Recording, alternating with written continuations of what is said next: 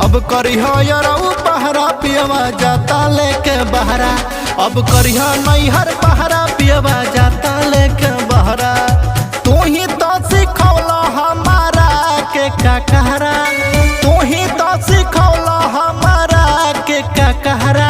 अब करिहा नैहर पहरा पियवा जाता लेके बहरा। अब करिहा यरऊ पहरा पियवा जाता लेके बहरा।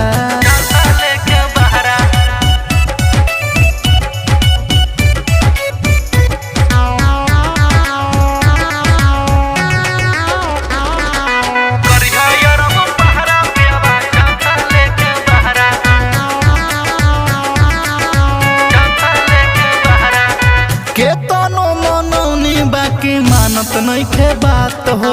लेके जाता बहर यरऊ हमके अपना साथ हो। सुनो सुनो ना, केतनो मनौनी बाकी मानत नइखे बात हो।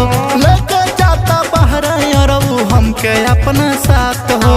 अब तो तहरा चोट लागे दिल में बड़ी गहरा।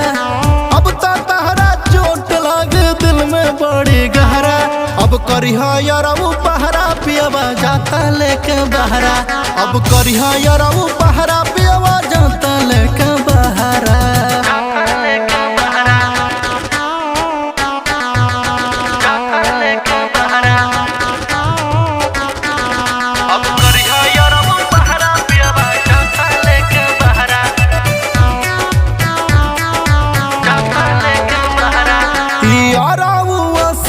तो से जात बनी दूर हो, बुझिया पारसानी हम तो बनी मजबूर हो।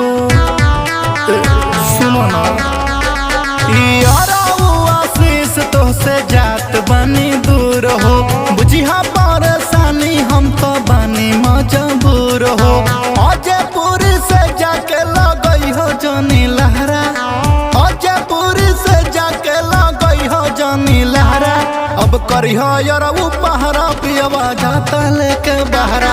अब करिहा नैहर पहरा पियवा जाता लेके बहरा।